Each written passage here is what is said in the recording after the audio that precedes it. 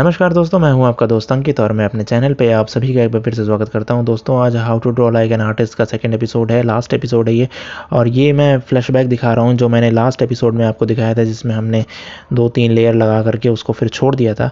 अब हम बात करेंगे इसमें हाईलाइट्स को क्रिएट करने की और इरेज़र को कैसे यूज़ करना है उसकी यहाँ बात करेंगे। तो देखिए, मैं यहाँ पर इरेज़र यूज़ कर रहा हूँ जो कि एज अ हाईलाइट टूल के तौर पर यूज़ होगा यहाँ पे।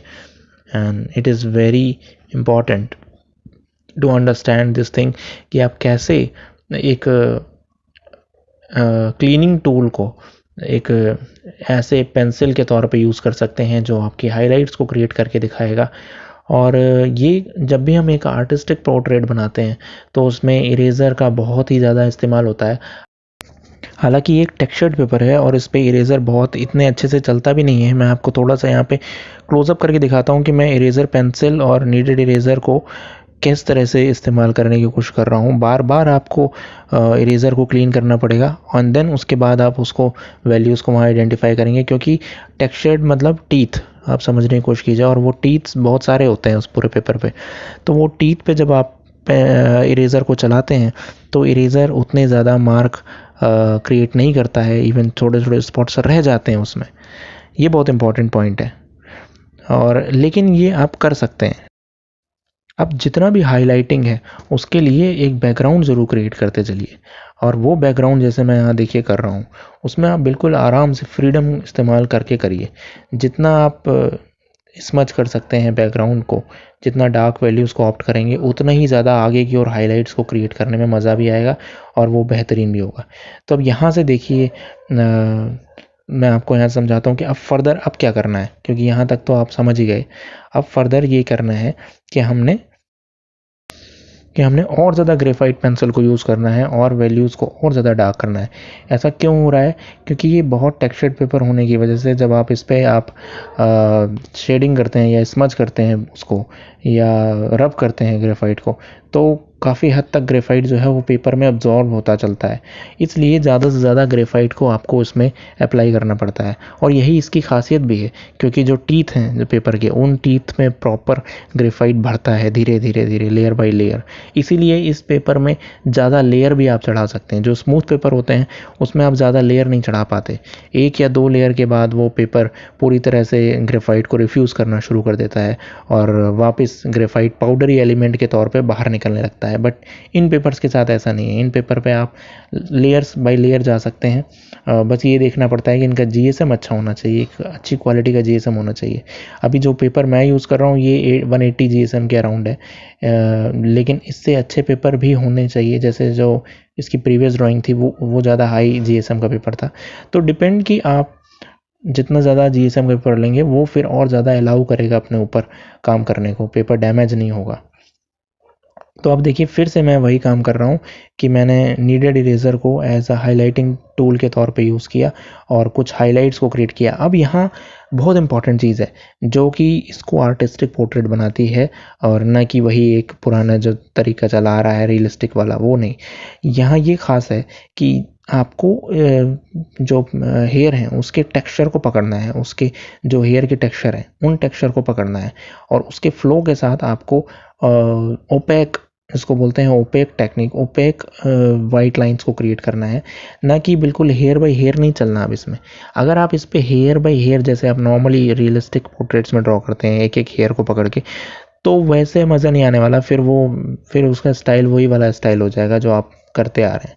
यहाँ पे आपको पकड़ना उन चीज़ों को है कि जो जहाँ हाईलाइट न ज़्यादा नज़र आ रही है और उन बड़े एरियाज़ पे काम करना है और बाद में फिर थोड़े माइन्यूट डिटेल्स को भी क्रिएट करना है।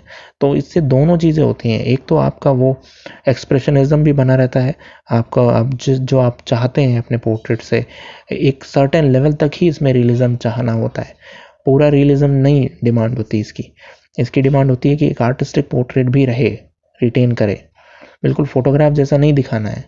ये चीज़ बहुत ध्यान में रखिए फ्रेंड, ये बहुत ही इंपॉर्टेंट है। फोटो रियलिज्म या realism portraits it's a different thing, but artistic portraits are far away different thing. दोनों बहुत अंतर है दोनों में। जो लोग समझते हैं आर्ट की चीज़ों को वो ज़रूर जानते होंगे, जो नहीं जानते हैं उनके लिए फिर ये हर चीज़ नहीं होती है। लर्न करेंगे, समझेंगे, तो वो भी समझ पाएंगे इस चीज़ को कि डिफरेंस है क्या एक्चुअली। अब देखिए, मैं और वैल्यूज़ को क्रिएट कर रहा हूँ और उसके साथ के साथ मैं पेंसिल इरेजर को यूज़ कर रहा हूँ टिपिकल हाइलाइट्स को क्रिएट करने में हेयर की।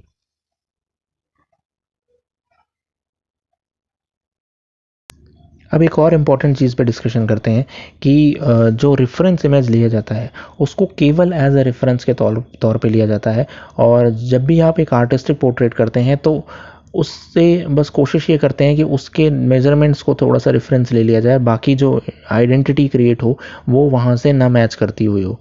वो इसलिए भी करते हैं क्योंकि वो एक अपनी आर्टिस्ट की नई क्रिएटिविटी को भी शो करे, कॉपी वर्क ना कहलाए, और कुछ उसमें अपना नयापन भी हो।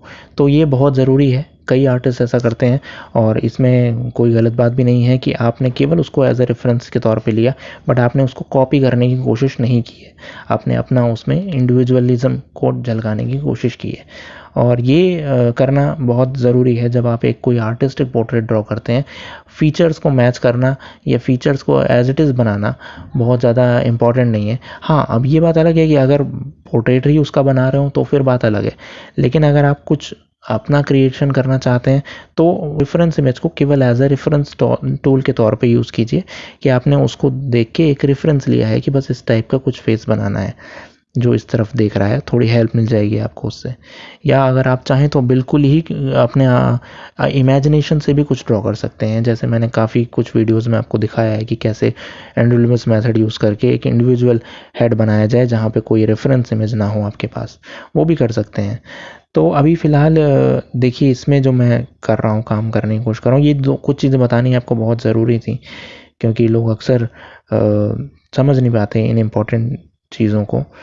और तो अभी देखिए यहाँ पे जो मैं करने की कोशिश कर रहा हूँ, मैं हेयर के टेक्सचर को पकड़ रहा हूँ और साथ के साथ जो बियर्ड है उसके टेक्सचर को पकड़ने की कोशिश कर रहा हूँ। हेयर बाय हेयर नहीं ड्रॉ कर रहा हूँ, मतलब एक एक हेयर को पकड़ के ड्रॉ नहीं कर रहा हूँ। यहाँ जूम करके दिखाता हूँ मैं आपको कि हेयर में भी किस तरीके से मैं, और जो आप देखने की कोशिश कीजिए, जो नीडल इरेजर है उसका, उसके जो फ्लो को देखिए, वो बिल्कुल वैसे नहीं चल रहा जैसे जनरली हम चलाते हैं धीरे धीरे।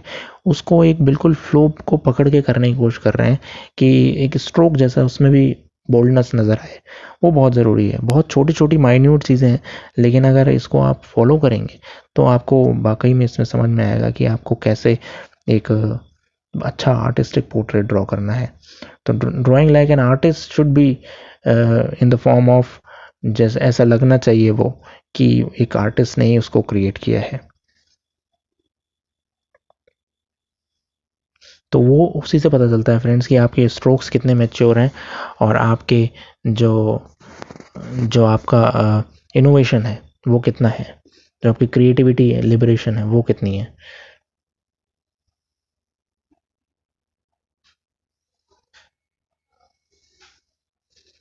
And this is actually observational drawing, जिसमें आपने लाइट एंड शेड्स को पकड़ करके किसी चीज़ को ड्रॉ किया है। यहाँ कोई ऐसा नहीं है कि आपने एग्जैक्ट मेजरमेंट लेने की कोशिश की है या आपने किसी चीज़ को ग्रेड किया करके किया है, वो सब कुछ भी नहीं है।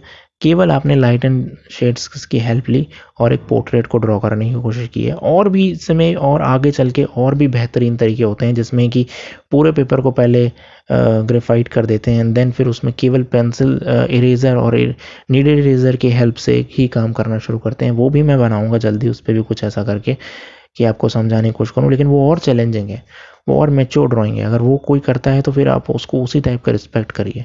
और जैसे ये है, ये अलग अलग तरीके की ड्राइंग्स हैं जिसमें आर्टिस्ट की लेवल पता चलती है कि वो कहाँ तक उसको लर्न कर पाया है, कहाँ तक चीज़ों को सीख पाया है।